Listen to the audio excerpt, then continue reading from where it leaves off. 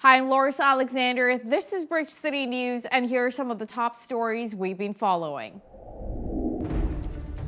A study by Pfizer says their vaccine protects against the COVID-19 virus variant. Plus, the Democrats demand Trump's impeachment for a second time. And our city's mayor will not be seeking re-election this fall. Your nation, your province, your southern Alberta. From the heart of Lethbridge, it's Bridge City News Weekend Edition. Thank you for joining us. New research suggests the COVID-19 vaccine made by Pfizer and BioNTech can still work against a mutated coronavirus. Two easier to spread new variants of the virus have the world on edge. One was first discovered in Britain and the second in South Africa. The sorts of things we look for is the change in a part of the virus that we think is important to target with a vaccine? And is the change in a place in the virus where we think it might change the virus, to lead the virus to do something we don't like transmit more easily? And the reason we focused on this particular N501Y mutation is it met both those criteria. You get sera from people who've been vaccinated. The antibodies that are in that sera is the thing that you hope of protecting them against infection. You find out if those antibodies specifically block the mutant virus or not. That's what you do. That would be testing the impact on the vaccine. Going forward, we're going to need to do many more experiments as new variants come out, not just look at single mutations, but looking at all the combinations of mutations out there as well. So this is not the end of the story. This is what looks like probably the beginning of a story of ongoing monitoring. Prime Minister Justin Trudeau says provincial governments looking for more COVID-19 vaccine doses can expect accelerated shipments from Pfizer, BioNTech, and Moderna starting next week. The need for predictability allows provinces to schedule deliveries, to schedule inoculations, to have that most efficient possible system. That's why we're pleased that we're able to confirm exactly what doses they'll be getting every single week in January. And we're going to be passing along information on the schedule for February and March soon. We need to get it from the companies themselves. It's not the federal government that decides that. And as soon as we get more information from the companies, we will pass that immediately along to provinces so they can plan. We need to make sure we're being as open and transparent and rapid about it so that we can get vaccinations both to the provinces and from the provinces into people's arms as quickly as possible. And on that, we're all working together. A member of New York's congressional delegation on Saturday said Democrats are ready to move on a second impeachment of U.S. President Donald Trump. We just lived through one of the darkest days in American history. I was shocked.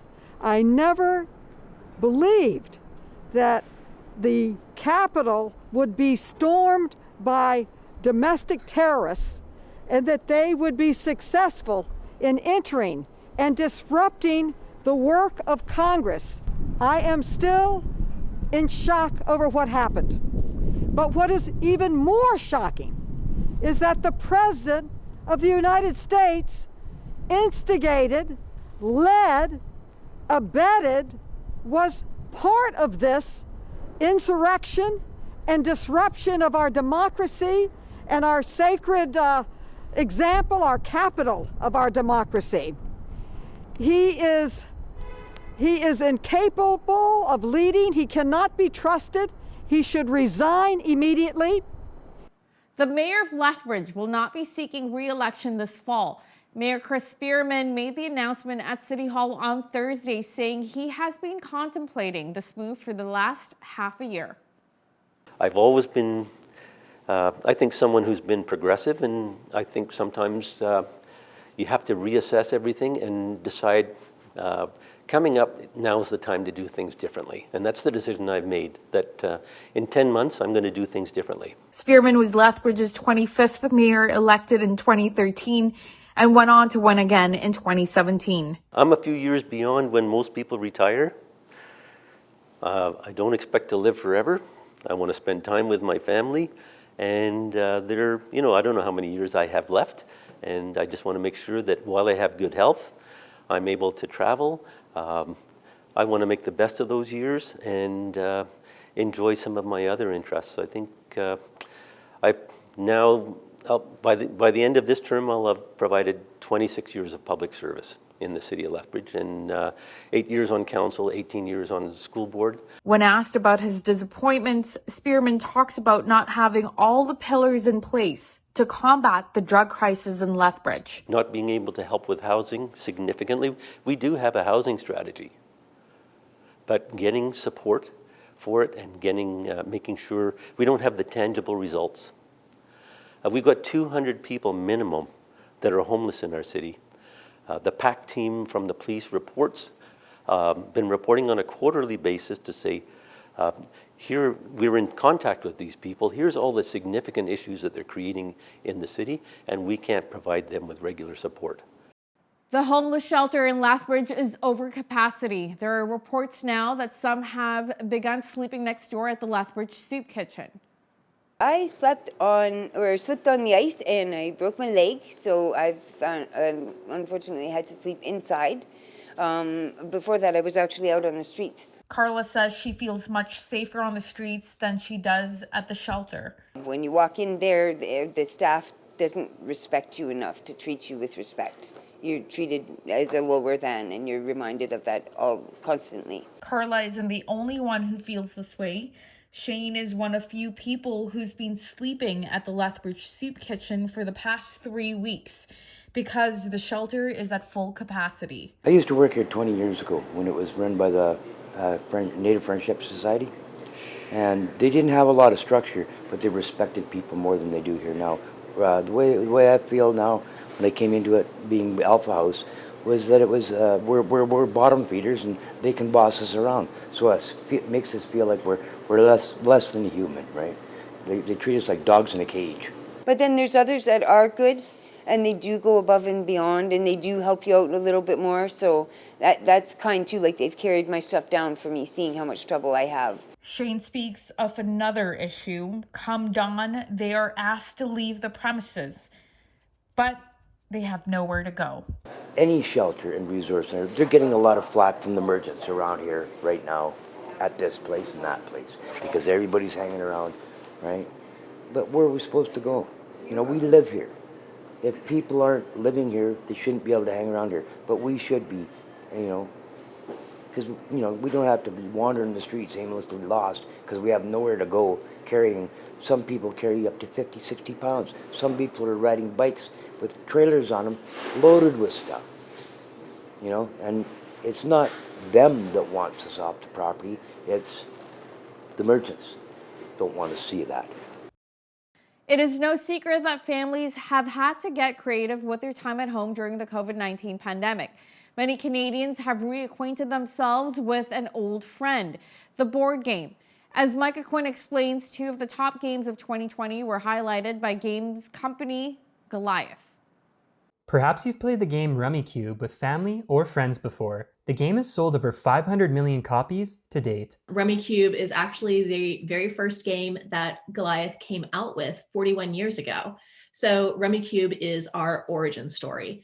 And when I started with Goliath, I happened to mention, oh, right, we have Rummikub is one of our games.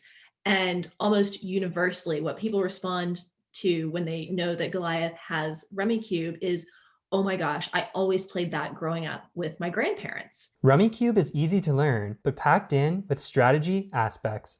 And essentially you have tiles and you're trying to put different groups together, whether they're as a sequential number run or all the same number, just of different color tiles.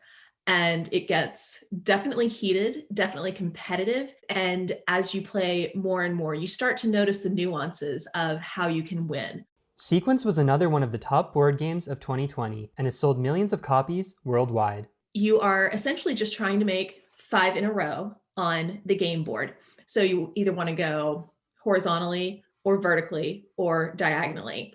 You can use your chips to block other players. There are a couple cards in the deck that you can draw where you either have a kind of wild card that you can play, or you can remove a chip that somebody else has played. Higby says that one of the main reasons why board games showed such a resurgence last year was being able to play from the comfort of your own home during the pandemic.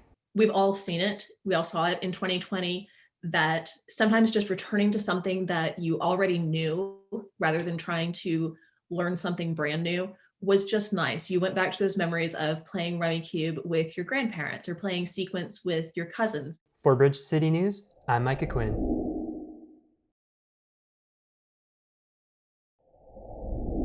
Recapping one of our top news stories, new research suggests the COVID-19 vaccine made by Pfizer and BioNTech can still work against a mutated coronavirus. And taking a look at weekend weather, the mild winter weather continues this weekend. Just a few clouds tonight with a low of -6, along with a bit of a southwest wind. For tomorrow, expect mainly sunny skies with a high of +6.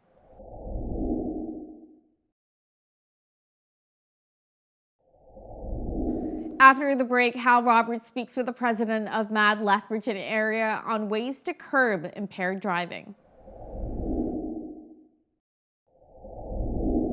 Education about the dangers of impaired driving continues to increase, but yet the problem has not been solved yet. Joining me now to discuss this in greater detail is Anita Hushala. She's the president of the Lethbridge area chapter of MAD, or Mothers Against Drunk Driving. Anita, welcome to Bridge City News. Good evening, and thank you for having me. Now, Anita, before we get into the nuts and bolts of what MAD is all about, tell me about those amazing images behind you. Are those victims of drunk drivers? They are victims and survivors. This is what we call our memory wall, and we take this to many of our events and show it on display. So it kind of is a hard message that hits home with many people to see the number of faces that we do have on our wall. Now, can you explain the focus of your organization, Mothers Against Drunk Driving? What kinds of services do you offer specifically here in Southern Alberta? Well, first and foremost, our mission is to stop impaired driving and support the victims of this violent crime. The services that our chapter can offer here in Southern Alberta are victim and survivor support, and that's first and foremost, like I said. So we can offer court accompaniment. We help them with their victim impact statement. We also answer many questions because going through the court process is very difficult, trying, and time consuming. We also offer youth services here. So we have different presentations that are geared towards elementary and the junior high, as well as the high schools, to also educate them on the dangers of consuming alcohol and or drugs, and then the dangers of getting behind the wheel during that. And then we also have several other things that we do. We have public awareness and education programs that are out there that we're always educating the public as to be aware of the dangers of drinking and driving. Anita, how do you really console or comfort somebody whose family is the victim of a drunk driver, somebody who was killed, let's say a mother, a son, a daughter, an innocent child? We've seen that time and time again by a drunk driver. How do you console and comfort that family? What do you even say to them? Where do you begin? There's really nothing right or wrong to say. Every situation is different. The best you can do is be there for that family. One of the first things that I do when I'm meeting a family for the first time is ask them to tell me about their loved one that they have lost. I want to hear about who they were. What did they mean to the community? What did they mean to the family? What kind of work did they do? And that way it puts it a little bit more of a personal curve on it. And it also helps offer us some information so we know how better to serve this family. Let's also talk about the driver involved in this collision. Chances are that person is devastated on the inside. You know, they may face criminal charges on top of that, but they have to live with the fact that they killed another person with their vehicle. Right. That's also very difficult. We usually don't step forward to help them or anything like that because we are there for the victims of this. But there's several agencies here in the Southern Alberta area that can help counsel them to get through their grief as well, because it is very difficult. And it's not only difficult for the impaired driver, but it's also difficult for their families to have to realize that somebody in their family has chosen to get behind the wheel and has caused a crash. So, Anita, where are we at in Canada? Have impaired driving incidents actually decreased? Are we improving at all? I'd like to think personally that yes, we are improving. We're getting the message out there. We're getting more instruments for our police services to be using to help detect impaired drivers quicker and get them off the road. With the implementation of Bill 21 recently that just rolled out on December 1st, it does form some harsher penalties that the officers can be enforcing on impaired drivers. Anita, do you have any stats whatsoever about how many people are killed or injured annually from impaired drivers? From a math standpoint, with several years of research and statistics that we have, our odds are looking at on an average that 4 people are killed and 175 are injured every single day across Canada. And those numbers are absolutely staggering. Now, we've talked about people who are drinking and driving. What about those who are maybe addicted to opioids or high on other drugs, methamphetamine, fentanyl, or anything else, who's also impaired when they get behind the wheel? Correct. I think one of the firmest statements I can say is impaired. Whether you're taking the alcohol, whether you're taking the drugs, or even prescription drugs, we are seeing a rise at times in different age brackets of people who are prescribed opioids, whether it be from a surgery or a lengthy illness that they're dealing with and stuff, and they take that and then choose to get behind the wheel without realizing how impaired they may be. So I feel that it's always the best thing is to plan ahead. Plan ahead. Think about what your actions are, and always plan ahead. Anita, let's talk about the statistics involving female or women drivers getting behind the wheel while they're impaired. We are seeing at times a number go up of women that are receiving opioid medication for a number of various conditions, and without even thinking, they're also getting behind the wheel, maybe to slip down to the mall to do a bit of shopping or slip out and get the groceries. And again, they're not realizing how they may be impaired with their driving. And it's an increase that we see not only just women, men are doing it as well. But because of this situation, our numbers are constantly changing with that. So we have to take into consideration the different medications that we can be taking that could be affecting us. You know, I have seniors in my family who are suffering from painful conditions like fibromyalgia, osteoarthritis, and they take the opioids at the same time. They get behind the wheel, so they can be impaired too, is what you're saying. Right, without possibly knowing it. It's a simple thing as when we have a cold or allergies. You know, there is drugs in there that can help or not help. They help the situation, but they also form impairment on us. And we may not be at our highest alertness that we need to be. No, you're right. A lot of that cold and cough and flu medicine, a lot of times is quite high in alcohol content. So you take that and you get behind the wheel, you're right, you're impaired. Anita, if I have a friend, a neighbor, or relative who drives impaired, what's the very first thing that I should do? The very first thing is call 911. That is the first thing that you should do. Never ever confront the person, never try to stop them from getting behind the wheel. Call 911, take as much information as you can, and then assess the situation. You never ever want to put yourself in danger. Now, we talked about driving while under the influence of alcohol or maybe opioids. What about the challenges of driving after using cannabis?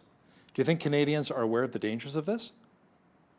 I think there's been a great amount of education out there for us to learn from. They do recommend that you wait anywhere between 4 to 6 hours after consuming cannabis before you get behind the wheel. But I'd like to think that it's a same thing as when you're consuming alcohol. The best place to be is at home and then consume whatever your choice is and stay there instead of being out on the roads. You know, what's really interesting as well is I've talked to police officers here in the city who say that a lot of people consume so much alcohol and then the next morning they think, oh, it's completely left my system, and they leave and go to work or they're out driving. It's still in their system depending upon how much alcohol, and they're still considered impaired. I guess we have to consider that as well, even the next morning. Definitely. It's one of those things that you always need to make sure that you've allowed your body enough time to process either the drugs or the alcohol and have your system clear before you do get behind the wheel. Can you remind viewers about planning ahead and how important that is to prevent impaired driving? Yes, it definitely is. So we always say, plan ahead. So that means that you can either call a taxi, call Uber, call a friend that is sober or a family member, or if at all possible, you can stay where you are. But if you don't have a plan before you go out and then you start to consume alcohol or drugs, you may not be making those best decisions. And then that's when we find people are getting into trouble. So that's why we always really enforce the plan ahead. Is Mothers Against Drunk Driving Canada in need of volunteers? And if so, how does someone get involved? Always. We're always looking for volunteers, whether you want to give an hour, a day, a lifetime, we'll take it all. The easiest way, what we've just rolled out here lately, is that you can go online to mad.ca and choose volunteering, and then you can pick the region that you are in and then fill out the volunteer form online, and that comes directly, if you're doing it for the Lethbridge area, that comes directly to me, and then I can be in touch with you and we can take it from there. What about 2021? Let's talk about some of the special plans that you have set up with MAD. You bet. I'm always an optimist, so I'm really hoping that 2021 is always on, kind of the even keel, and we're back out there doing our regular events and stuff. We had rolled out a crash car this summer, and we did it. It's kind of like a roving billboard, so it is a crash vehicle that was not involved in an impaired crash, and on the side of it says, "Please don't drink and drive." And we'll be rolling that back out this spring at a few locations throughout southern Alberta as a reminder to not drive impaired, as well as we're really hoping, we're kind of in the planning stages, but we're really hoping that we're going to be getting back out there with all the different communities that surround us at these small parades and different events and stuff, so that we can be chatting with people, get them the red ribbons that they so want for their vehicles and stuff, and just continue to keep everybody educated and have them think twice before they make that decision to get behind the wheel. Anita, we always hear the tragic stories involving drunk drivers and their victims. Let's talk about success stories, or maybe a feel-good story with Mothers Against Drunk Driving, maybe a story that you can share with our viewers. I guess I try to think of, there was one classroom that I was doing a discussion in. There was a young girl in that classroom who really wasn't paying attention to our presentation. It was like she couldn't wait for us to kind of get it done and over with. And then I started to share a little bit more statistics and show some people that were closer to her age. And the principal of the school made the comment that he noticed that this young girl sat up in school and started to really pay attention to the talk I was giving.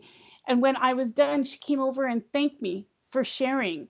And that right there really kind of warmed my heart, because I was hoping that our message got through to her. She'll think twice about this.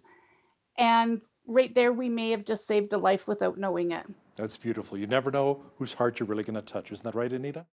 That's 100%. 100%. Anita Hushala is the president of the Lethbridge and area chapter of MAD, or Mothers Against Drunk Driving. Anita, keep up the great work, and God bless you. Thank you. Have a great evening. The COVID-19 pandemic has brought some division among Canadians, with differing opinions on how to handle things and growing frustration and impatience with the lockdowns.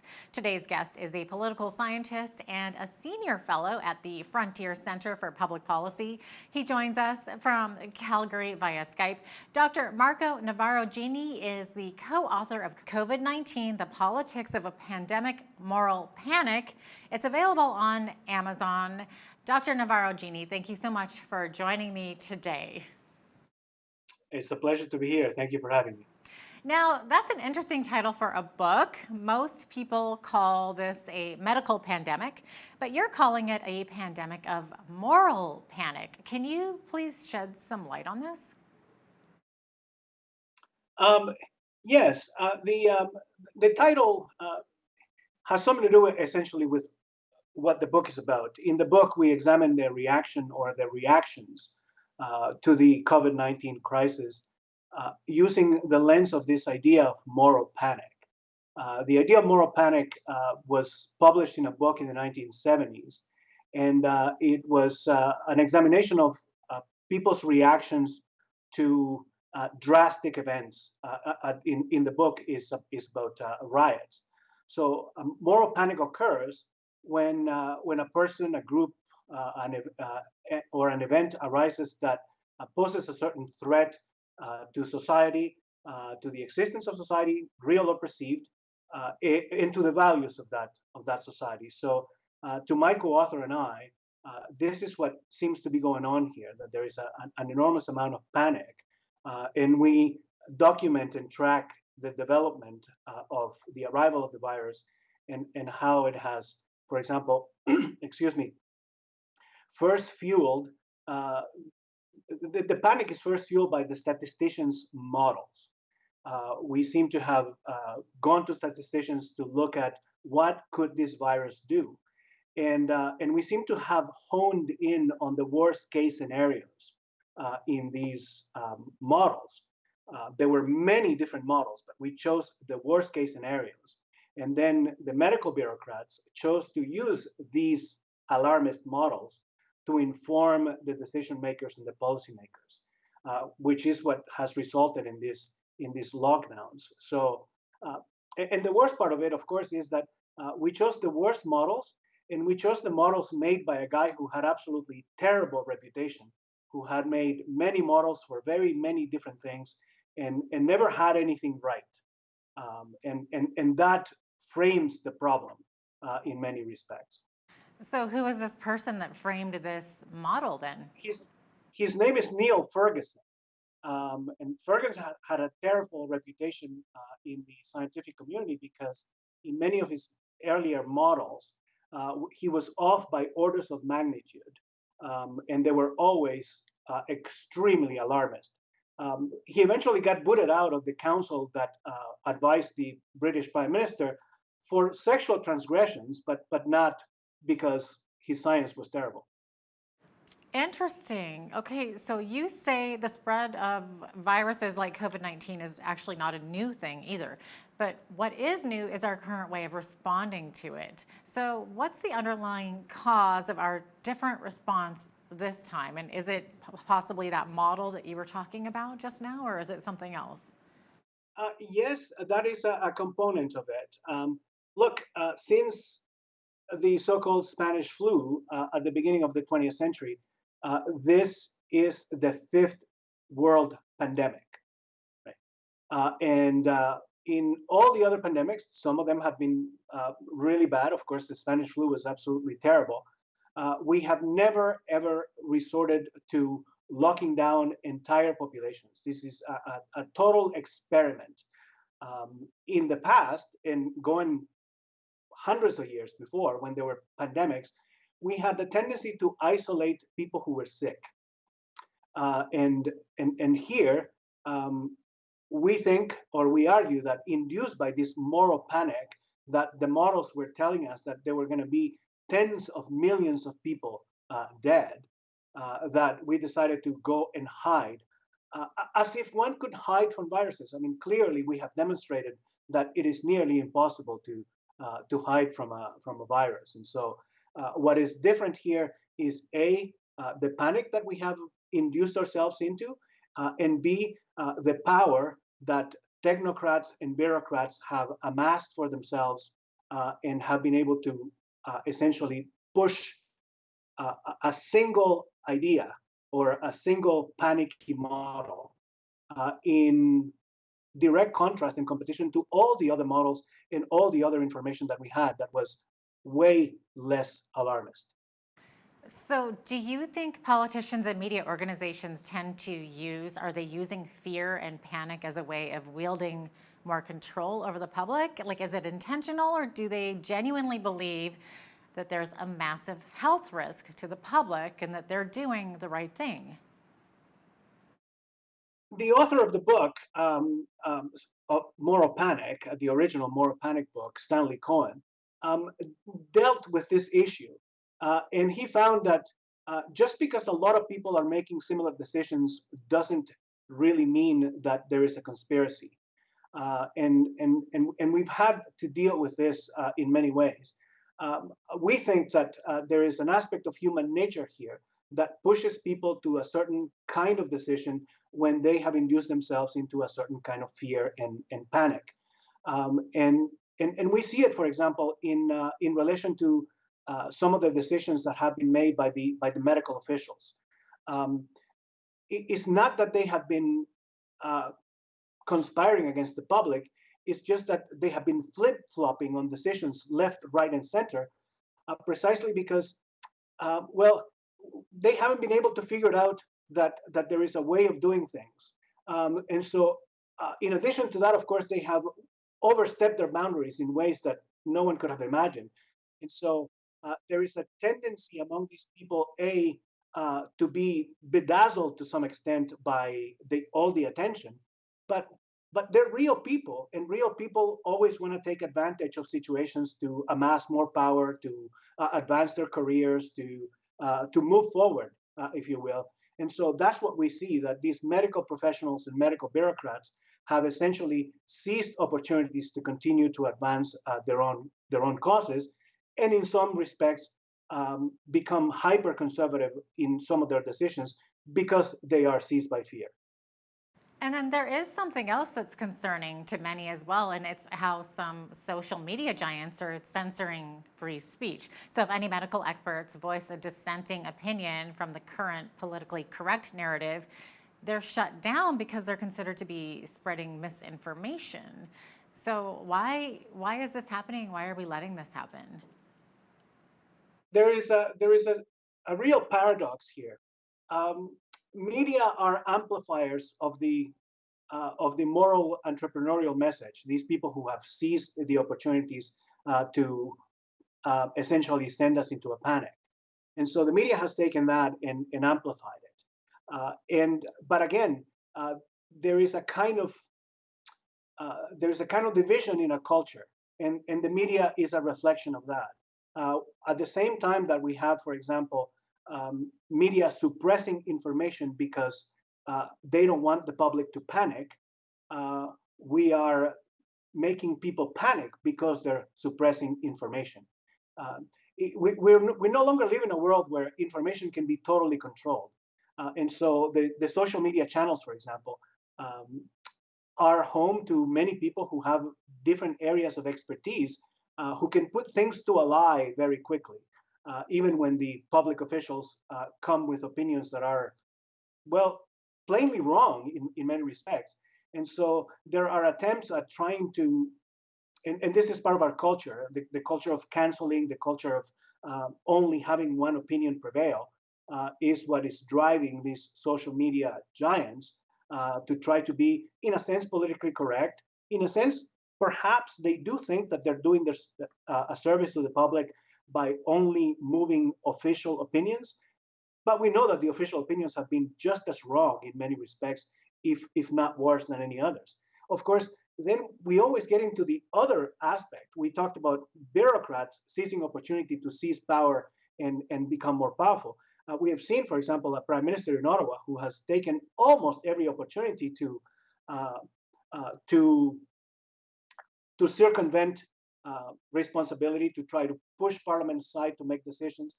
We haven't had a budget in over a year, supposedly because there is a pandemic, and yet there are countries that are larger, with greater economies, that are moving on and have budgets presented. So it's that kind of dynamic in which the social media channels are trying to only move official opinions, but the official opinions are either wrong or sometimes semi-tyrannical. Now, you write about the approach that the nation of Sweden has taken, if we're comparing Canada to maybe other nations. So you write about Sweden, where they haven't locked down the economy, and many have been critical of that approach. But how do you see it? We use the Swedes in the book as a kind of counter example, because the Swedes are one of the countries, and certainly the only country among social democracies in Western countries, that refused to enter into a complete lockdown. There are many social reasons in Sweden as to why this was done, but in a nutshell, the Swedes had been preparing for an emergency plan for 5 or 6 years leading into this. So when this virus hits, they have a fresh plan, is fresh in their memory, and they just simply went to execute it without panicking. One of the fundamental differences is that the Swedes understood that public health is not or should not only be dictated by one disease, which is, say, in this case, COVID-19, that they understood that there are implications for all other aspects of moral life, economic life, family life. They understood that there are, and there are, this was not news to them, that there are such psychological effects, that crime is affected, that human beings, families, violence against women, violence against children, are all affected by locking people down.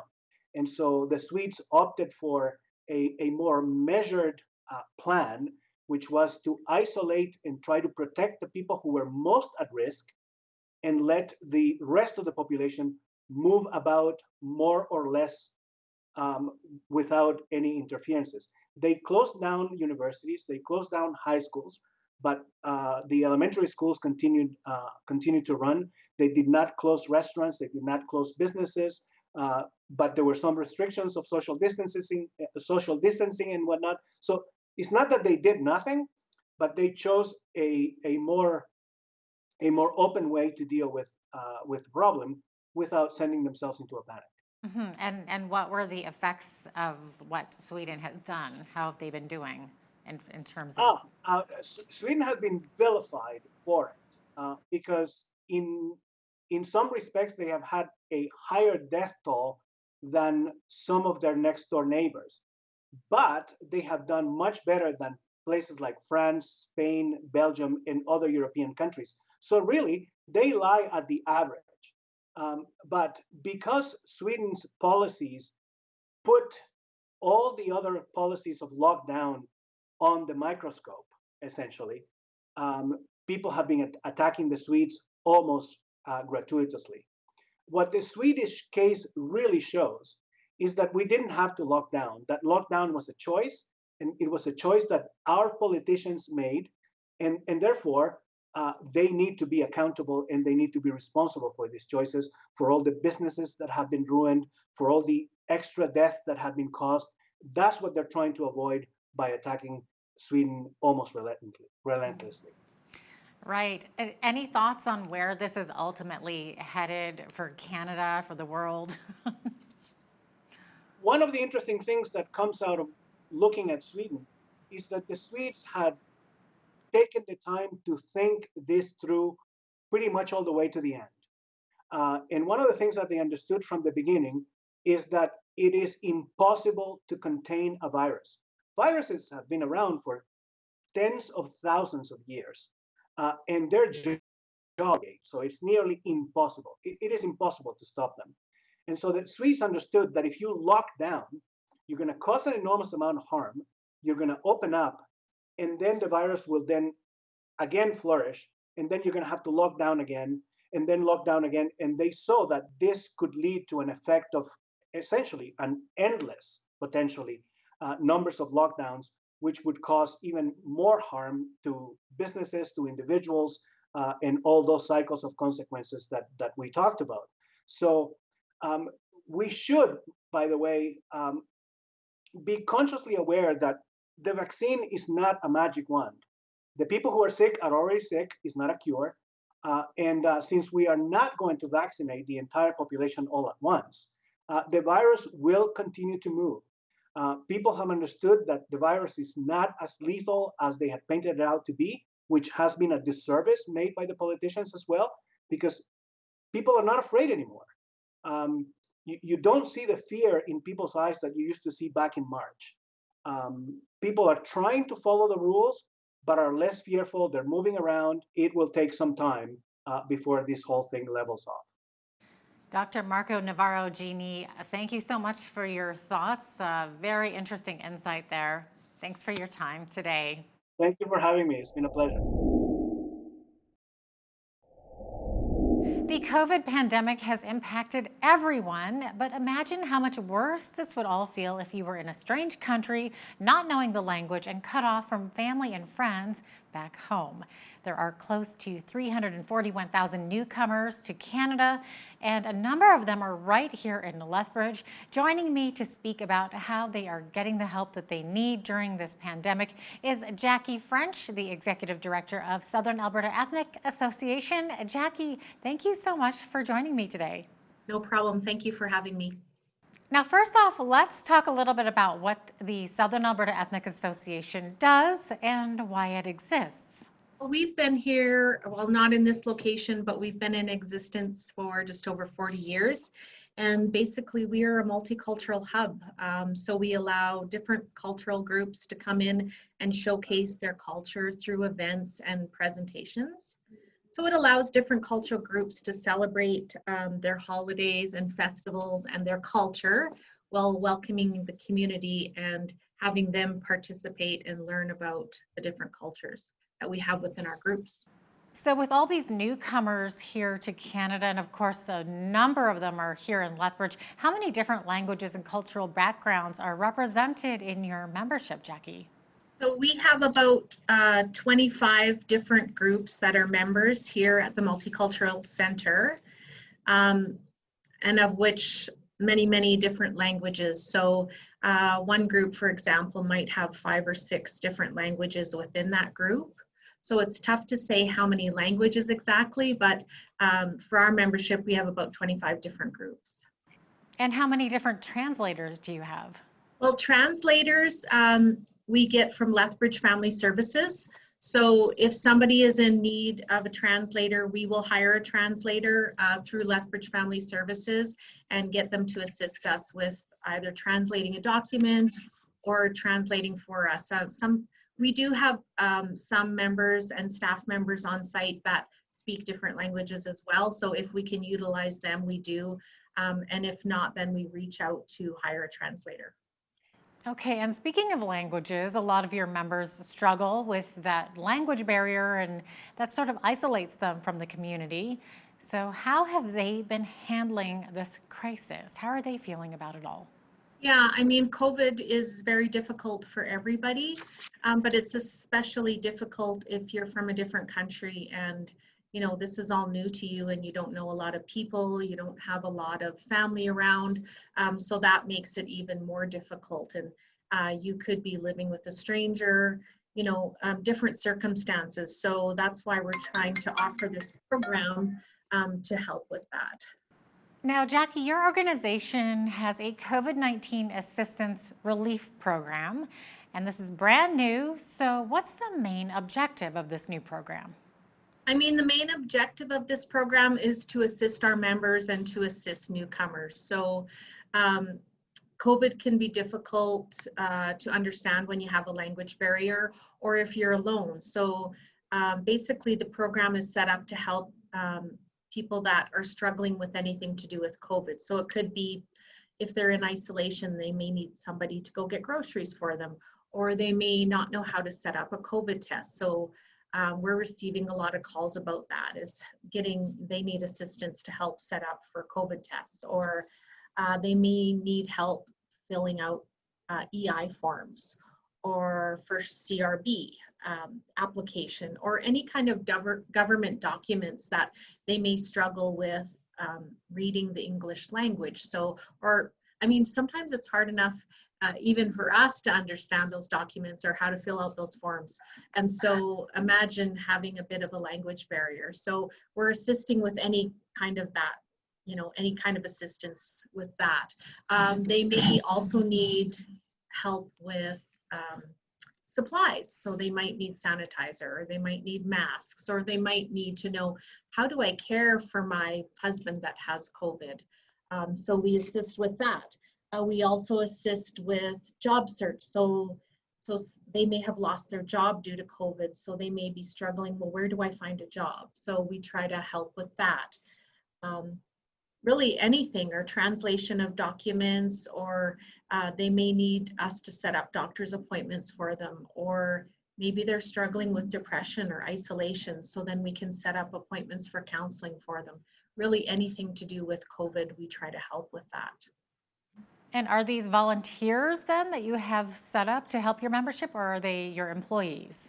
Yeah, currently we're using our staff, and then we have hired a contracted COVID relief program coordinator. And so he is one of our members, and he was doing this project with his own group.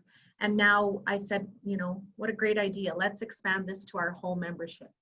And so we applied for some funding, got some funding, and now he is contracted, and he's in the office here twice a week, Monday 9 to 3 and Thursday 3 to 7 for drop-ins, but he's accessible at all times. So they can contact the office and we can put them in touch with Santos, or they can pop into the office and we can put him in touch with Santos. He can be here in a matter of 10 minutes. So we set up a couple days a week where he's in the office for drop-ins, or he sets up appointments during those time, but really he's accessible any day of the week.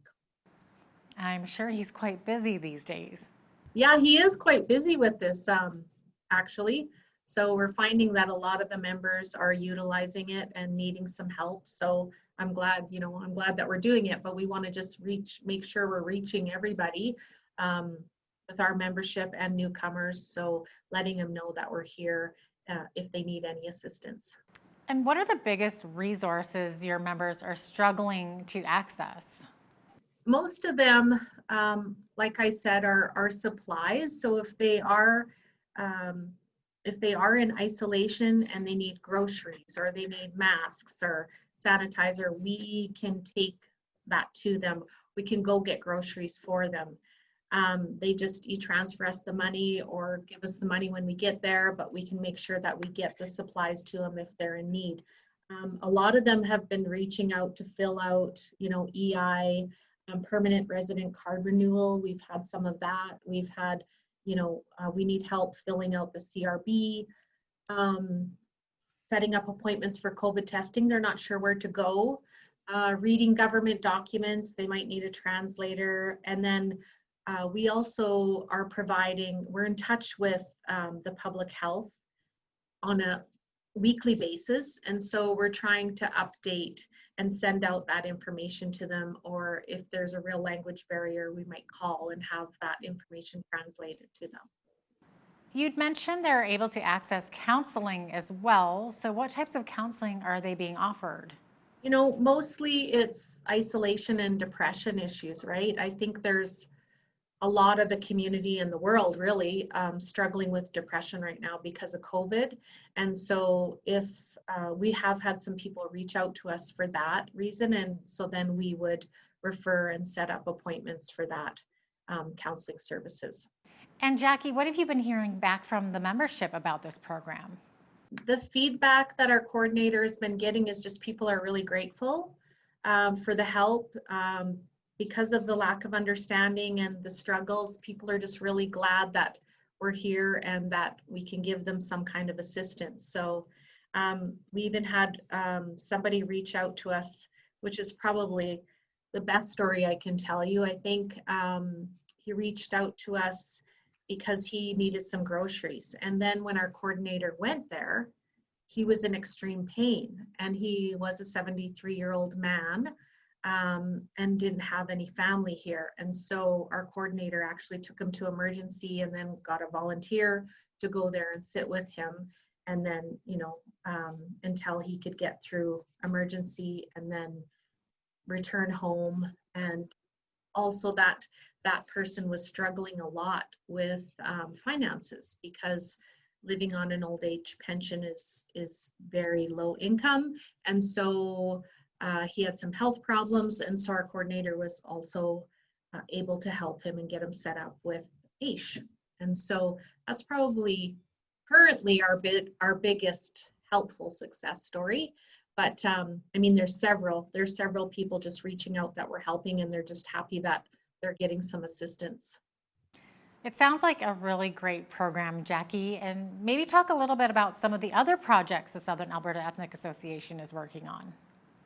Normally we do some great programming, some cultural programming where we have big festivals and events, and due to COVID, we haven't been able to do that. So one thing that we are able to still do in a little bit different, safer manner is our taste of events. So pretty much every month we have a taste of event where we make a different, one of our membership groups comes in and makes a cultural dinner from back home, and then we do a pickup dinner. And so what we've been trying to do to make it a little bit more fun and educational for the community is we'll set up a little bit of a display when people come in to pick up their meal. We might have a video playing of some background of that culture. We'll have a flat sheet with some information about that culture and about the food that they're eating, and some display items that they can look at. But we do have some inclusion and diversity workshops that we're working on. So we're hoping to reach out to some of those companies, or if there is a company out there that has a lot of newcomers working there and immigrants, please reach out to us because we can help with some training for that. That's something that, you know, we've done in the past and we want to kind of become a leader in the community of. So we would like to offer more information and education on inclusion and diversity. So if you are a company that's looking for that, please, you know, reach out to us and we can help you with that. In the past, we will have some more upcoming, we do a lot of language courses online. So in different language, it might be Japanese or you know, whatever. I think we did one in Arabic that we'll probably do again because that one was quite popular. Spanish is very popular. So we'll be running some more language courses online, and those are free to our members. And with COVID, I think we had a small fee before, and we may even offer it for free. But anyway, watch our website and our social media platforms, or feel free to contact us and we can put you on our email out list. Make sure that you get all that information. Come January, we've partnered with the library, the Lethbridge Library, so we'll be offering Canadian citizenship courses and just trying to do some different things. We have to pivot our programming a little bit to more online stuff as versus in person, unfortunately, due to COVID. So we're trying to pivot that programming and make sure we're still helping our members and the community to educate them on different cultures and in a fun and inviting way. And how can viewers look you up and get in touch? What's your web address? So our address is saea.ca. And our phone number is 403-320-1577. And our email is info@saea.ca. And you're located right here in Lethbridge. What's your address? Yeah, we're located at the Multicultural Center. So it's the Southern Alberta Ethnic Association, but we manage the Multicultural Center and we are located here. And our address is 421 6th Avenue South. And we really do have a beautiful facility here. And so part of the other thing that we do here so that we can stay afloat is we have facility rentals.